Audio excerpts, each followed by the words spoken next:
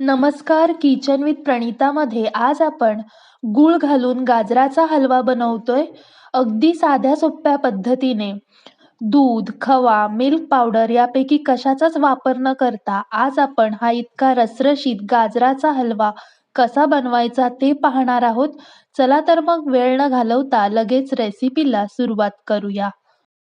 सर्वात आधी इथे मी गॅसवर एक कढई गरम करायला ठेवलेली आहे. त्यामध्ये 1 चमचा इतकं साजूक तूप घालणार आहे. तूप छान गरम झालं आणि विरघळलं की यामध्ये सुकामेवा घालून परतवून घेणार आहे. इथे मी बदामाचे काप, थोडे बेदाणे आणि भोपळ्याच्या बिया घेतलेल्या आहेत. सुकामेवा तुम्ही तुमच्या आवडीप्रमाणे घेऊ शकता. हलकासा रंग बदलेपर्यंत आणि बेदाणे फुलेपर्यंत सुकामेवा परतवून घेतला. आता हा सुकामेवा आपल्याला एका प्लेटमध्ये काढून घ्यायचा आहे. आता उरलेल्या तुपामध्येच किसलेला गाजर घालून तुपावर छान असा परतवून घ्यायचा आहे. इथे मी 2 वाटी इतका किसलेला गाजर घेतलेला आहे.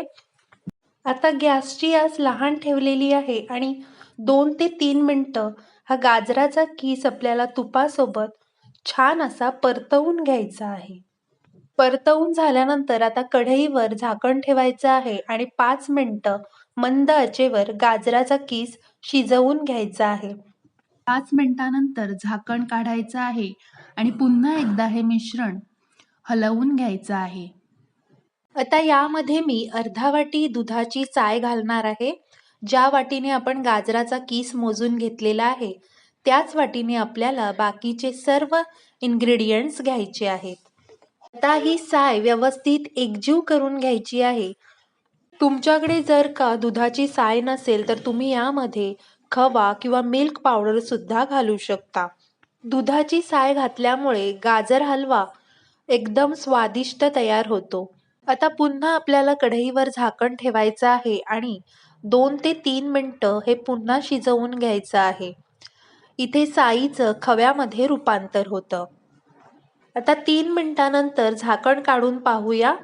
गाजराचा किस छान असा शिजलेला आहे. कोणताही पदार्थ जास्त शिजवायचा नाही, कारण जास्त शिजवल्यामुळे त्यातील जीवनसत्वे कमी होतात. आता पुन्हा एकदा उलटण्याच्या साहाय्याने हे मिश्रण हलवून घ्यायचं आहे. आणि आज मी इथे साखर वापरणार नाही, तर त्याऐवजी गुळाचा वापर करणार आहे.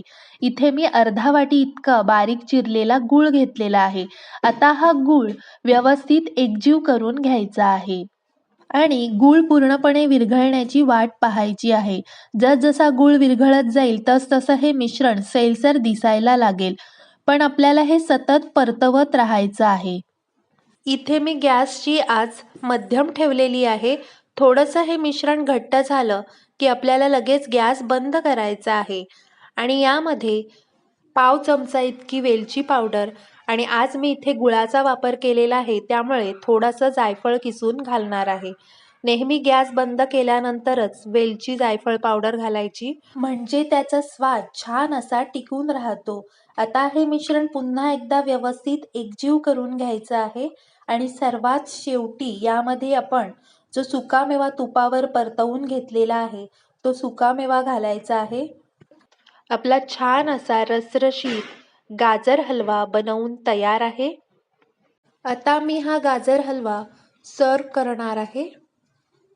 तुम्ही सुद्धा या पद्धतीने गाजर हलवा बनवून पहा आणि तुमचा अनुभव माझ्यासोबत शेअर करा. तुम्हाला माझी आजची रेसिपी कशी वाटली, आवडली असेल तर प्लीज एक लाईक करा. किचन विथ प्रणीताला सबस्क्राईब करायला विसरू नका.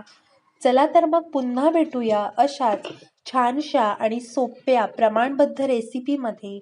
धन्यवाद.